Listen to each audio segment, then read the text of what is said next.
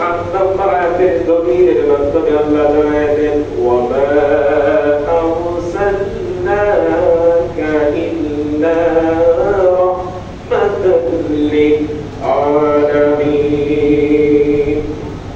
আল্লাহ রাব্বুল আলামিন বলেন বান্দারে আমার হাবিবের ব্যাপারে আয়াত নাযিল করে দিলাম, আয়াতের মাধ্যমে আমি শক্ত করে দিলাম, মজবুত বানায় দিলাম। আমার হাবিব হলেন গোটা পৃথিবীতে যত মাখলুকাত আছে সমস্ত মাখলুকাতের জন্য আমার হাবিব হলেন রহমত। সুবহানাল্লাহ। এবার আসুন তো হাজরাতুস সাদিয়া যখন নবীকে নিয়ে যখন বাড়িতে গেলেন, নবীর একটা দুধ বল ছিল। বলেন কি বল? দুধ বল। কথা কি আপনারা বুঝতেছে? আমার ভাষা কি বোঝা যায়? একটু কথা বলবেন।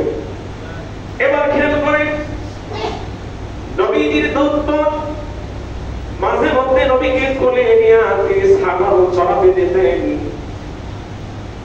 নবীর দুধ বল বর্ণনা দিচ্ছে আমার ভাই আহমদ আমার ভাই মোহাম্মদকে নিয়ে যখন আমি ছাগল চড়াতে গেলাম, আমার ভাই মোহাম্মদকে নিয়ে আমি কোলে নিয়ে বসে আছি, হঠাৎ করে খেয়াল করে আমি দেখলাম যত ছাগল গুলাকে আমি ঘাস খাওয়ার জন্য ছড়ায় দিলাম সমস্ত ছাগল গুলা তাদের খাওয়া বন্ধ করে দিয়া আমার ভাই মোহাম্মদের চেহারার দিকে তাকায় আছে।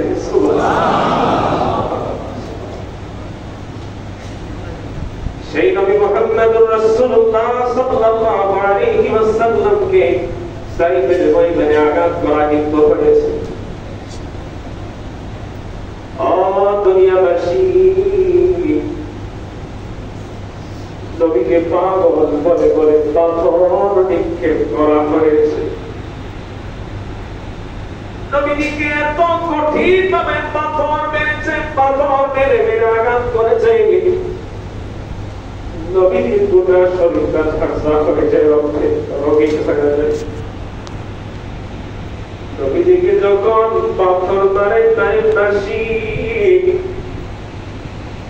দুই দিকের পাহাড় নবীজিকে তার দিয়ে বলে ও প্রাণের নবী, আপনি শুধু একবার হুকুম করুন, আপনি শুধু একবার বলুন,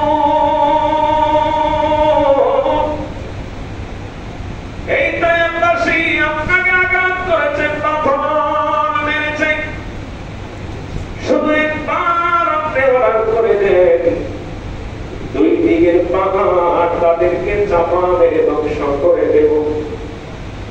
আমার দয়ার নবী ডাক দিয়ে বলে না না না,